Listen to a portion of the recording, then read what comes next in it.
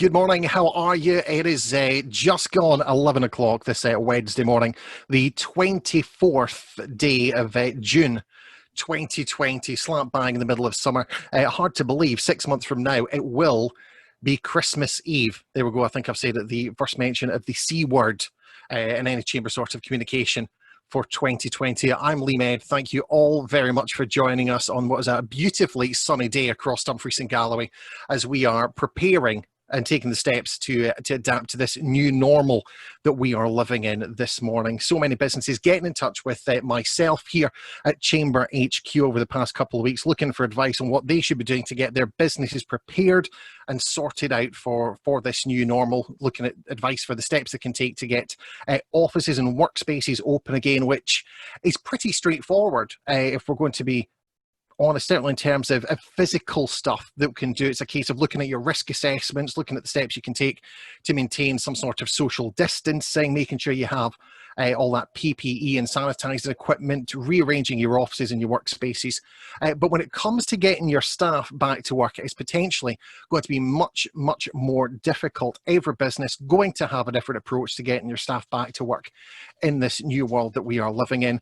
I'm delighted to say I am joined by a good friend of ours, John Gillespie from Peninsula, who hopefully is going to guide us through some of these steps. Good morning, John. Good morning, Lee. Good morning, thank you. How are things going with Peninsula yourselves? Very busy time just now, I would imagine. It certainly has been, Lee, and as you can imagine, we've not had our work to seek since the lockdown period was launched, or was first came upon us back at the end of March. As an organisation, we are in a position where we have to advise our clients to ensure that they are remaining ahead of the situation with regards to HR, employment law, and health and safety.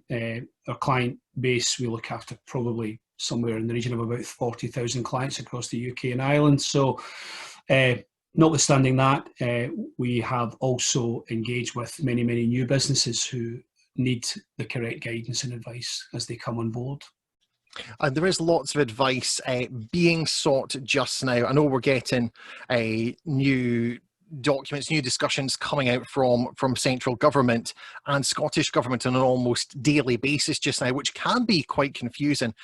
John, if it's all right, I'm going to launch into some of the topics, some of the questions that have been fired into me over the past couple of days, over the past week, in fact, since we announced we were going to be doing this webinar with yourself, because I am by no means an expert on HR and legal stuff, but I know you have got the resources and you've got the backup to be able to answer some of these questions and give us some pointers in the right direction. And I think one topic that is confusing a lot of businesses out there is this discussion of part-time staff and part-time furlough, being able to bring people back for not their full contract of employment, just bringing them back as almost as a tester to see how the businesses are going to adapt.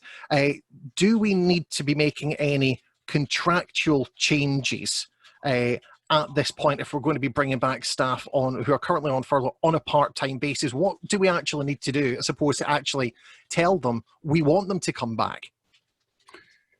So the flexible furlough scheme that will come into force from the 1st of July is part of the step process ultimately towards what we anticipate being the end of the furlough process, which is scheduled for the end of October. So gradually there will be a move, and this is all about a move to get the economy back into some sort of order, back into some sort of manoeuvre and movement again. So from the 1st of July, employers will be entitled and will have the right to ask their employees to come back on a part-time basis where it suits the needs of the business. Now that part-time basis, let's take an example. Someone's working 5 days. I may require them to work Monday, Tuesday, and for that, they will be paid their full entitlement, whatever their rate of pay is. And for the remainder of the week, they can stay on furlough, and I can make a claim for the furlough payment. Again, whatever that is, 80%, or if I'm topping that up as well. The point you make is really important, and I think we've spoken about this before, Lee, that when furlough was introduced back on the 20th of March, it was pretty emphatic from the Chancellor and those around him, who said that furlough would not displace or remove the rights under employment law. It was an addition to. So as we've travelled on, and as we continue to travel on, employment law and all the regulations therein still apply. So the game is still on. So therefore, if it's my intention to, as we did at the beginning of furlough, I had to ensure that there was the correct documentation was in place that I had to write to my staff, get their agreements, varying of terms, so perhaps reductions down to 80%, all that had to be documented. And again, as we approach the flexible furlough scheme from the 1st of July, then I will, or as an employer will have to ensure that is documented accordingly. So that will probably mean an alteration, an amendment, or a variation to the contract of employment on the basis that employees had contracts of employment in the first place. And it's absolutely prudent at this stage, and we are banging this drum, that employers should take this opportunity now to ensure that they've got their house in order and that staff are understanding and aware of what the current contractual terms are and what those variances may be, for instance, from the 1st of July. If we are looking to bring those staff back, how much notice do we need to actually give them? I'm a business, I know I'm going to be aiming for the 15th, say I'm going to be a hospitality business, and I'm thinking I've got to get my staff in ready for potentially for customers. I'm assuming it's not just going to be a case of I phone them up the day before and say, you know something, John, you're coming back to work tomorrow. How much notice do I need to be giving my staff in this situation?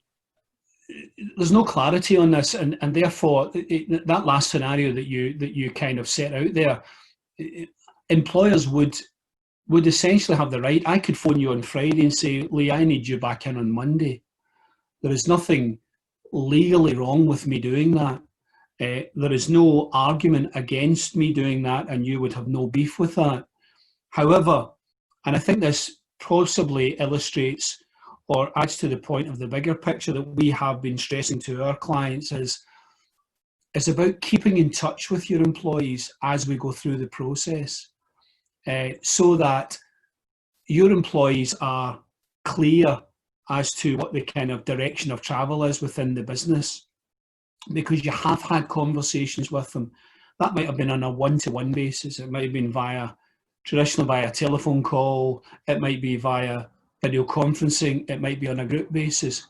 But employers, and I know that we've been encouraging our clients, encouraging employers to keep in touch with their employees and just let them know exactly what the kind of, where the situation is going.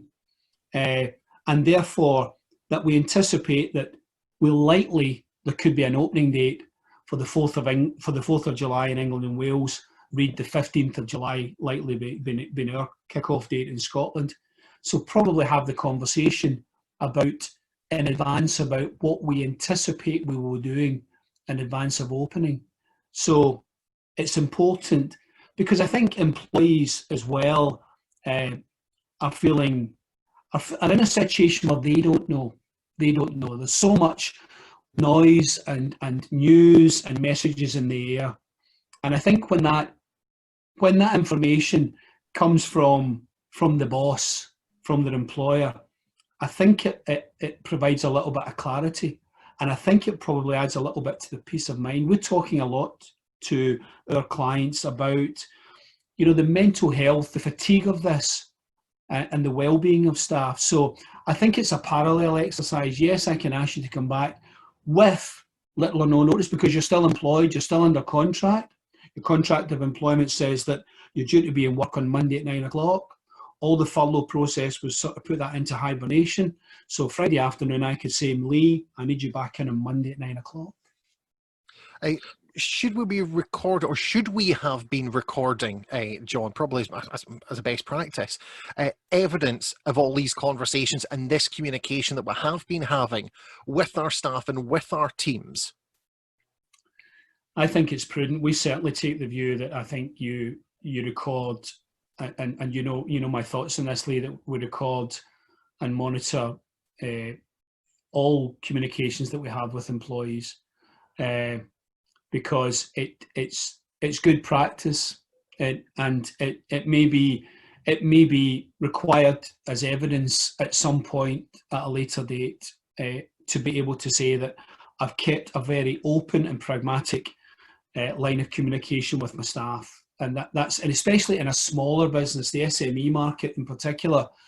I think that there's no real reason why that you couldn't have that mechanism in place.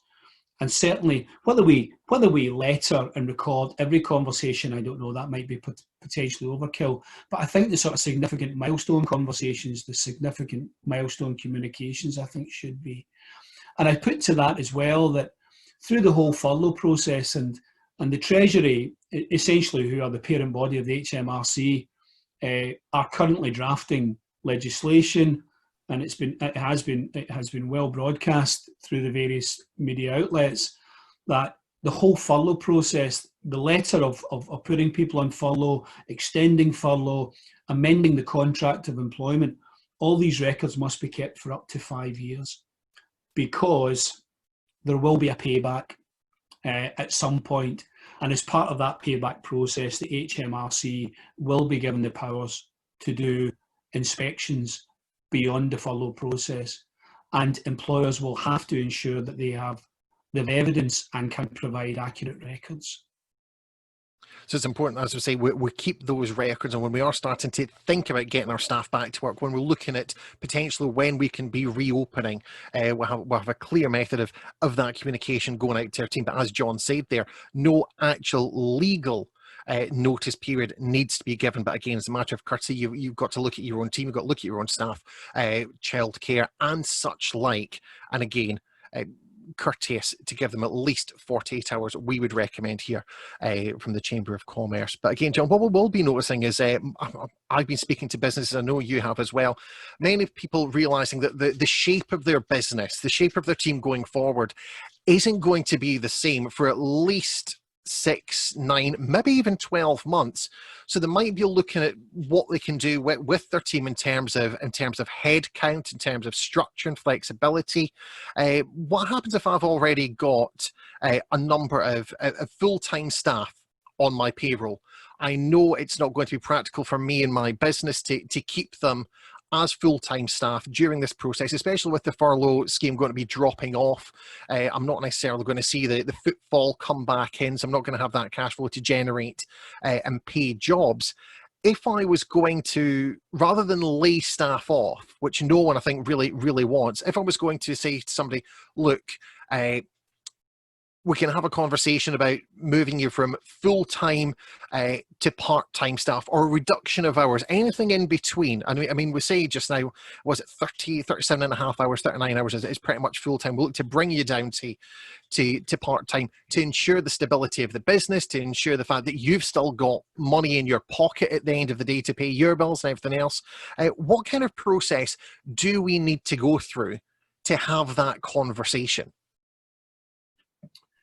So I think, just to kind of backtrack to that other point, I think the furlough process, the flexible furlough process, I think the idea behind it is it will assist organisations to kind of get some sort of step up process towards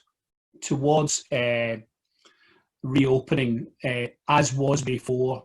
But that's dependent on a number of factors. That's dependent on their market.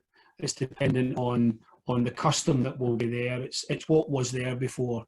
So the flexible furlough process, I think, is a mechanism that the government views as being some way towards sort of partial recovery. However, I think, in direct answer to your question, that if an employer wishes to change, and this essentially is the nub, if an employer wishes to change anyone's contractual terms, any of the fundamental terms, the at-risk element is that an employee may be able to raise an argument or a claim for breach of contract and or constructive dismissal. So that's That's the at-risk element. That's what's at the end of that particular road. However, I think in the current climate, and we anticipate, because it's a significant part of our operation that we represent our clients in tribunal, we anticipate there's going to be a significant jump in tribunal claims next year, as you would expect, as a consequence. We saw it back in 2010, 2011, on the back of the crash of 2009. That said, it's what I can do. What can we do now to minimise that risk and make ourselves less vulnerable? And I think it's about having discussions. It's about ensuring that you have the correct procedures in place. And if I intend to, if I want to, or I need to reduce people's hours from full to part-time, then I have to go through the proper notice. I have to have the consultation with them, and I have to have the discussion with them.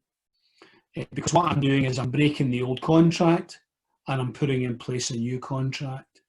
And that is where the risk element is, because you could say to me, I don't accept those terms, and therefore I believe that I've got the basis of an argument to claim breach of contract or constructive dismissal. In mitigation, the argument would be, and that's why, and we're guiding clients in this, it's important that in order to, and this I suppose leads on to an area that we will all have to consider, is that some organisations may have to perhaps consider a redundancy exercise. And in order to go through a redundancy process, you have to set out a very strong business case. And the basis for that will be fairly evidential, given the sort of current crisis and what it's done to my customer, to my marketplace. So it's important that you set out your objective and are able to illustrate that in your business case. And it's upon that document that we would then make our decisions.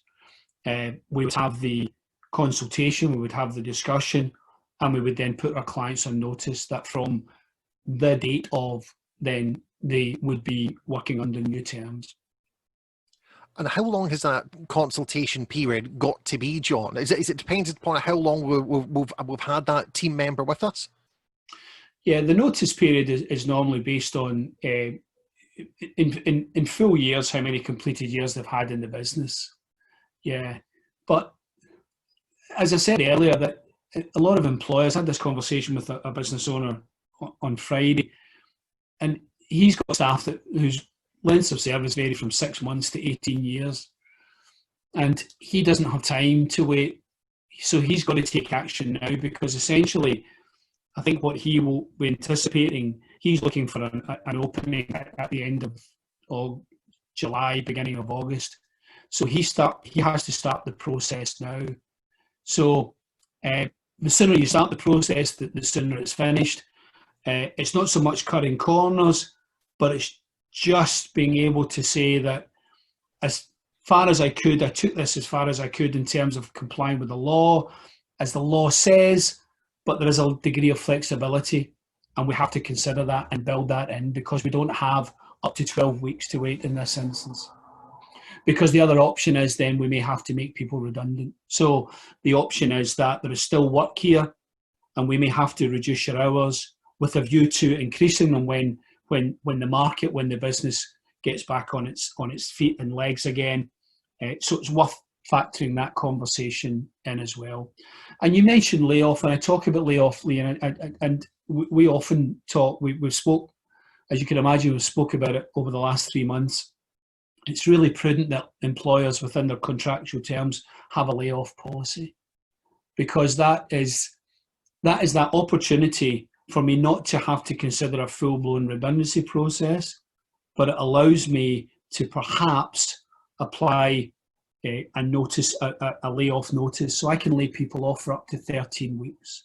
And in that period, I'm entitled to pay 5 days' wages of a day rate of £30. That's the statutory layoff process. So 5 days over 13 weeks. After 4 weeks, an employee can ask and can be considered for redundancy. But for organisations that just don't know what the future holds, commercially may not be in a place to have to be able to pay redundancy and notice, then it may be worth considering putting a layoff policy in place. New clients that we're bringing on at the moment, we're looking at the documents. If there's not a layoff policy, we're putting one in place in anticipation of what lies ahead. And if people don't have any of these documents, of course, they can actually pick up a conversation with yourself. All the John's contact details are in the chat box, and will be emailed to everybody that's on this webinar at the end of that. But again, John, you mentioned the consultation period there. I'm just trying to get the exact wording of it here, because I've had a question come in, and I just want to get it word perfect here. So it says, Lee, thanks for doing this. It's much appreciated. I understand we should follow a consultation period if we wish to reduce staff from an area of the business. So, yep, so we've just cleared that up. What would we do if there was a consultation period with similar people within an area doing the job? So you'd consult with all those people that you were potentially going to have to be reducing the hours of. That's right, isn't it, John? Yeah, yeah. Okay, so we do that. So if there was more people in that role, you would essentially have to consult with them all, and then perhaps one of the successful applicant would have to reapply for that role, which is fine. What would happen if there was only one person doing the role? Would we still need to enter a consultation period? And can that consultation period take place while the person is off on furlough? Okay, a couple of questions in there. I'll address the first one. So, consultation, there's no definitive consultation, 30 days, 45 days, 90 days, depending, unless you're making large numbers redundant. So let's base this on a scenario. It's an SME type business, and there's maybe 4 or 5 staff. In answer to your question, what we would look to do is you would consider those that are in the group, and we call that the pool. So we would pool those people together.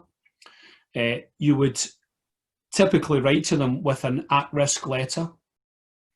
You would then have the informal discussion on the basis of why you're at this stage and what the process will be moving forward.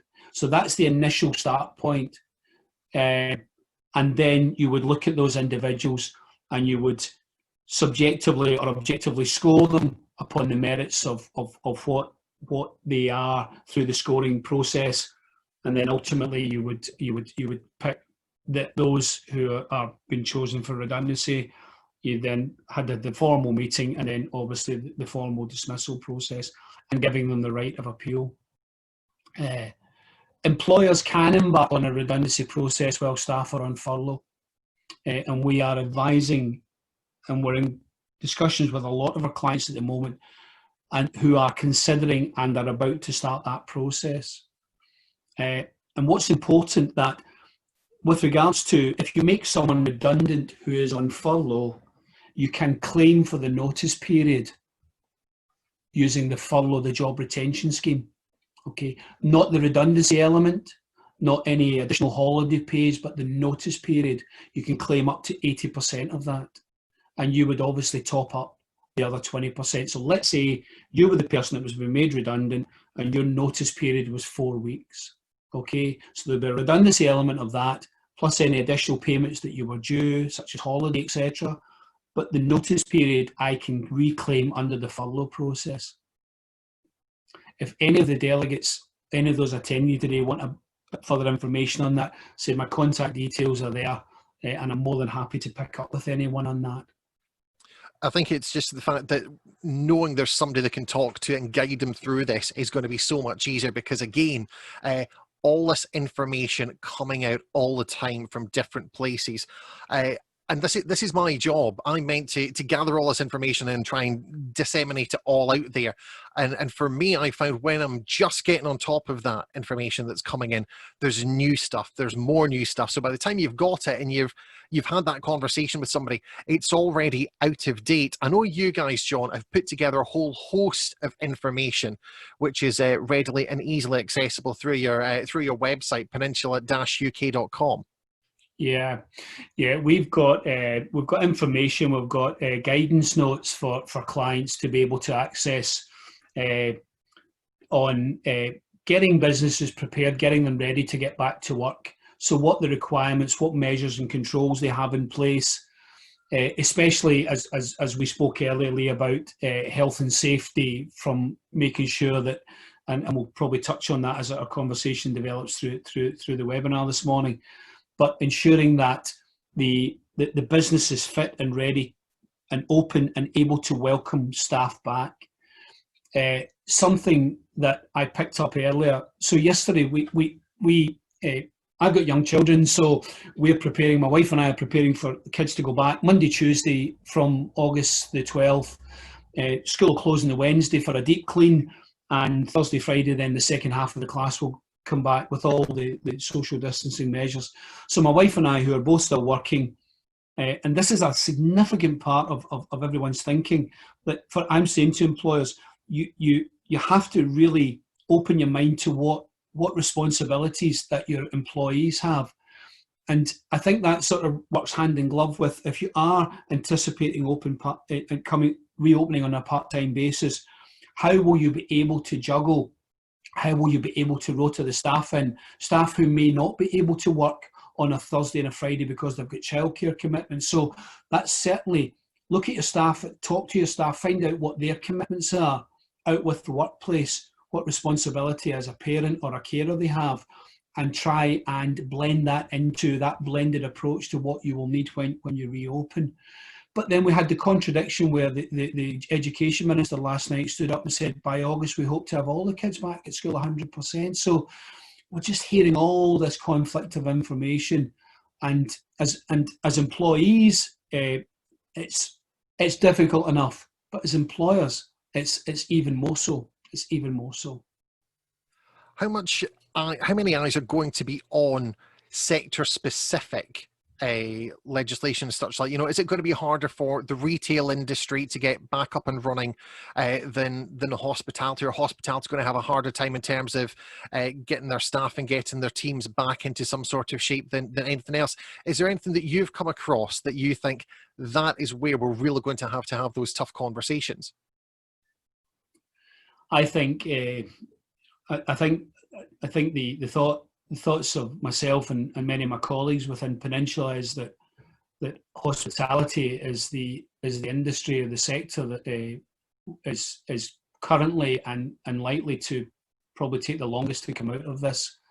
We've spoken about sort of timelines that for many businesses and operators within hospitality, that perhaps the remainder of 2020 might just be a complete, a write-off, and it might be trying to focus on getting opened at the start of next year. We had the announcement yesterday that pubs in England and Wales from the 4th of July can now reopen, as long as they introduce, where possible, the disclaimer from government, where possible still 2 metres of a social distancing, but that can now drop to 1 metre. That will bring its challenges, absolutely no doubt. That the hospitality, pubs, restaurants, hotels will find it the most difficult. We're being guided by the roadmap that the First Minister launched or announced back in at the end of May. So we're coming up towards phase 3. So we've had where we are with that, and we're looking now. We've had the factories opening now, manufacturing's opening now, and now there's a look to non-essential, and then ultimately offices opening up in phase 4, whenever that will be. But again, all this is subject to there being no spike in the pandemic and no increase in the R number as well. And when we are talking to employers, we're talking to employers all day, every day now, who are looking to get their premises ready to reopen. We're talking to them about 3 things, and this is me swinging from an HR to a health and safety perspective, in that infection control, risk assessment and sanitisation, and awareness and training of staff is absolutely essential. And it's not only just doing that, but it's documenting that as well. So making sure that you've got the proper risk assessments in place, and that the information that you have to hand, that you disseminate and issue that to your staff. Issue them with the correct information, training, awareness, and understanding, and make sure that they sign to say that they've received all this information as well. I mean, just you mentioned that documentation that we've got to be looking at in terms of our risk assessments. Of course, we've got our normal COVID-19, our risk assessments, our everyday risk assessment as well. And I think one thing that businesses are a little bit concerned about is a fire risk assessments, because obviously lots of businesses are going to be putting in a one-way systems where possible. Does the changes, if we were to have to use a fire exit, something that would normally be a fire exit, John, as now perhaps a normal exit, is that something we can do just now? Employers will have to, or business operators will have to look at the fire risk policy and the fire risk procedures, including the fire risk assessment. So if you have, I think, do you want to just clarify that question again, Lee, just if you don't mind? If I had a fire exit at the back of my premises that I would normally only use as a fire exit, for example, next to a bathroom, okay. Yeah. And I'm trying to put a one-way system into my premise to limit social distance, to help with social distancing. Yeah. Would I be able to use that fire exit, which is normally only used as a fire exit, as a regular exit, and detail that within my fire risk assessment?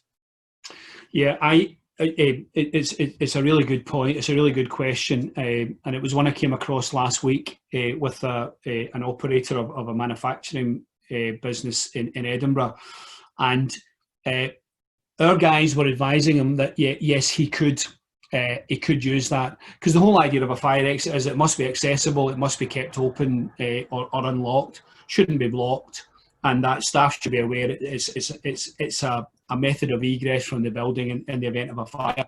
So in the event of a situation like this, in order to comply with the new COVID regulations, and may I just add that the Health and Safety Executive have introduced a 48-page document, and the font size is about font size 2, so that can give you an indication of the amount of information that's in there. So what I'm doing is I'm not in contravention of my fire risk procedures, of my fire risk policy, because what I'm having to do is to put measures, controls in place that have to comply with the new COVID-19 regulations. So perhaps the argument would be if someone said, well, there's a fire exit door, why aren't you using that? Well, it's a fire exit door. That's fine, use it. I mean, staff, if they're going to come in and out, would leave that way anyway. People are only coming in one at a time, so you'd have the necessary signage outside. So it's not as though there would be large numbers of people trying to come in and out of that particular doorway. So yeah, it would be able to blend in with your fire risk procedures as well. And while we're on that subject, one of the areas that we are talking to businesses who are coming back now, for many business owners, premises have been closed for anything up to now 3 to 4 months. So it's important that employers, as they consider reopening, that they look at the mechanical aspects of their business. So machinery perhaps that hasn't moved for 3 months, making sure that it's fit to turn again, that it might need maintained or serviced before it's opened. We talk about Legionella, so where there has been or there is potential for standing water or water in systems, has it been flushed through? Has the necessary water facilities, have they been cleaned and sanitised accordingly? Has the fire alarm test, the fire alarm system been tested? Has it been tested by proper testing certificator? So as we go back to our places of work, it's important that, yeah, we ensure that we put the control measures in place, but it's also ensuring that we've got the fabrics and fittings back in working order as well. And again, as I say that, as you do this, make sure that you document all these tests and processes. Catherine sent in a question here. Of course, if you want to do the same, you can do that either on the Q&A section, or you can do it just by dropping me an email just now, lee.med@dgchamber.co.uk. It says, John, if I decide that I'm going to start bringing some of my staff back part-time to figure out what my new trading pattern is going to be like, am I then able to put them back onto furlough if I don't need them? having brought them back onto that part-time? And I think that's a good question, because as you said before, we don't know what our trading is going to be like. We don't know what the footfall is going to be like in our town centres. So again, for many businesses, it's going to be almost a try it until they find that happy medium approach, isn't it? Yeah, and the government have been quite clear, and I think quite flexible with the flexible furlough. The normal furlough process, the minimum period is that I can put someone in furlough before I bring them back is 3 weeks. However, with flexible furlough, the period is a week, so it's 1 week. So I could, we'll use a scenario again, where I could have you back on Monday, Tuesday, and Wednesday, Thursday, Friday, you're back on furlough. But I find that next week, trade hasn't gone to where I anticipated it would be in those early weeks. And I not only had you, but I had other staff back as well. So what I can do then is put you back on furlough. Important again to update and amend the contractual term. So an addendum to the contract of employment again, and again, sending out the furlough letter to you, advising that you'll be back in furlough again for a minimum period of 3 weeks. And again, I think that just goes to highlight what you say. It's keeping those records, it's maintaining documentation of those communications that you have been having with your staff. That is going to be the key for us as we move forward. So much to try and take in as we start to adapt and get things ready for the new normal. But as you say, John, I think the key thing that keeps coming through is there is no legal steps, no legal timelines to get people back to work. It's when the business operators think it's going to be best and most practical for their business. Just because timelines in government say you can reopen on this day, it doesn't mean you have to. It's very much going to be a case of what is best for the business in the long run. The government are providing the recommendation, so they set the roadmap. There's the UK roadmap as announced by central government in London, and then obviously the recommendations set out in the roadmap by our own First Minister, by the devolved Parliament. So they say that's when we consider that you're safe to open, but the ultimate decision lies with the business owner and operator. So as you mentioned Catherine there, Catherine may feel at this stage, although it warrants that I can open, I'm not in a position to open yet. Because what I'm not in a position to do from a health and safety perspective, my premises aren't ready.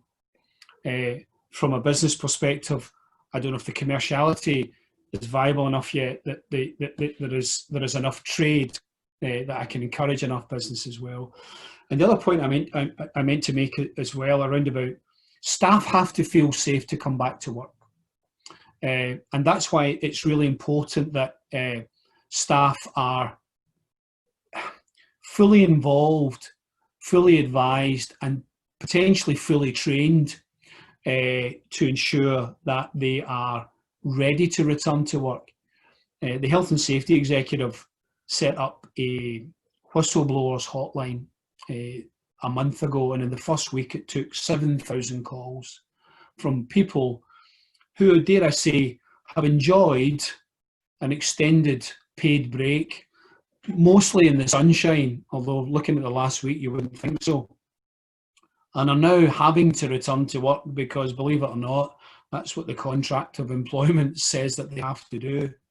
And these are people who are opportunists, we feel, and who are making claims that the employer has not got the premises ready.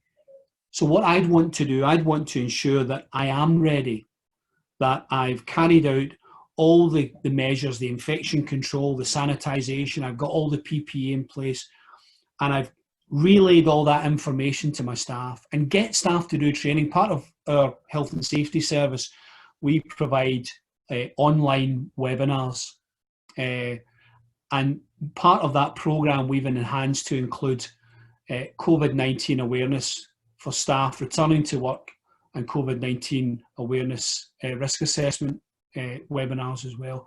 Ask staff, insist that staff do training whilst they're on furlough. Yeah, it's not revenue generating, so you can ask your staff to do it in anticipation for them coming back to work. because staff have to feel safe when they come back to work, and make sure that you issue all the relevant information to them and get them to sign to say that they've been trained, they've carried out the awareness, they've had copies of the relevant risk assessment information, etc. as well.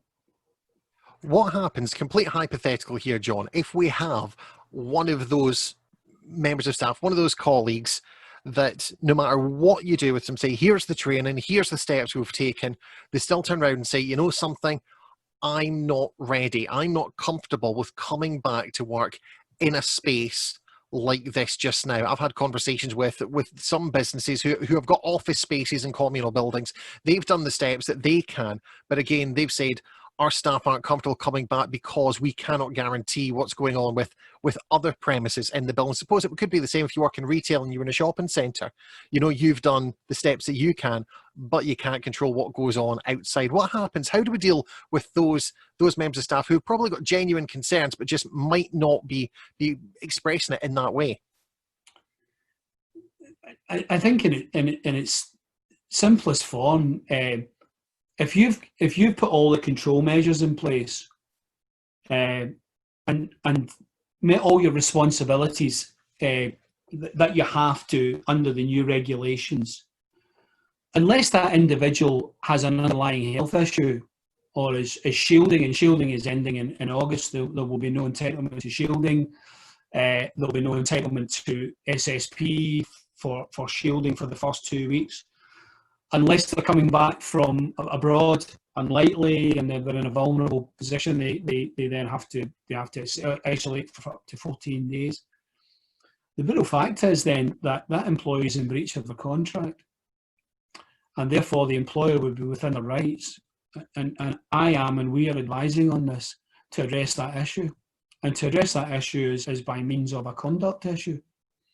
Failure to attend is failure to fulfil their obligation under the contract, and the employer would have the right to take the appropriate remedial action as long as they've got the relevant clauses within the contract of employment that allows them and affords them the opportunity to do that. And that brings me back to my earlier point. It is absolutely crucial that your contracts of employment are in a place where you allow yourself the right to take the action that you need to take. That's important. That's it again, take the time to not just prepare physically your business for reopening, but your back of house as well. As John said, look over your contracts, look over your policies and procedures. Take this opportunity that we've probably never had before, and hopefully we'll never find ourselves in this situation again as we move forward, to make sure things are all right and you are covered with where you want to be. I'm just trying, I've got a question in here. Jackie, good morning. Thank you very much for getting in touch. She says, Lee, I understood the staff could not undertake training while on furlough if they were being paid their 80% retention. They would have to be paid 100% of the time spent on training.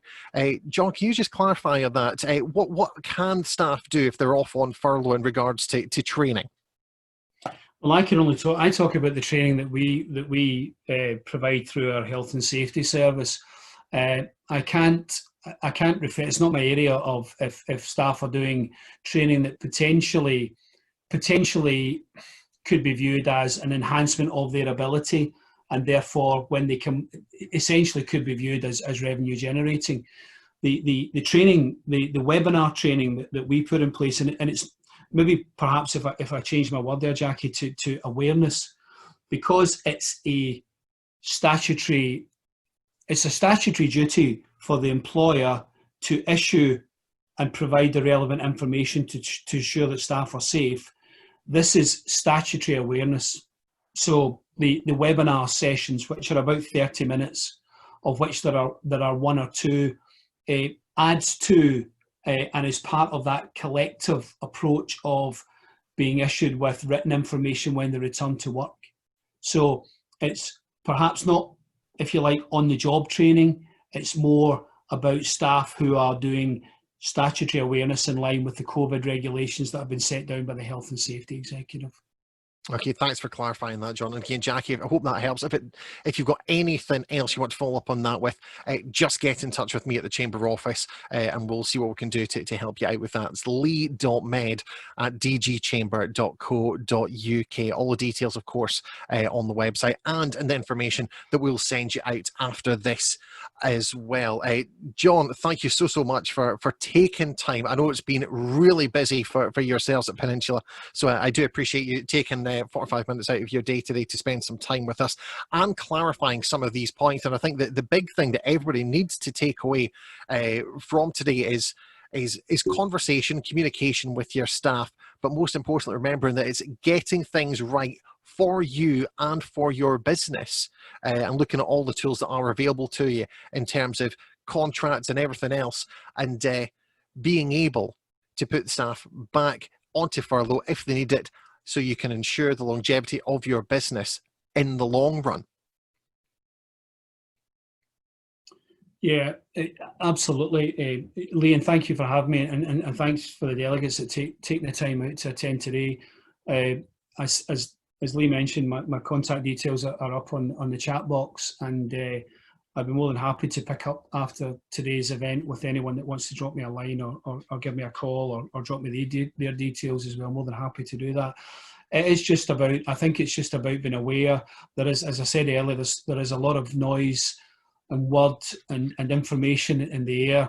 And I think it's just about, trying to just keep a handle on things.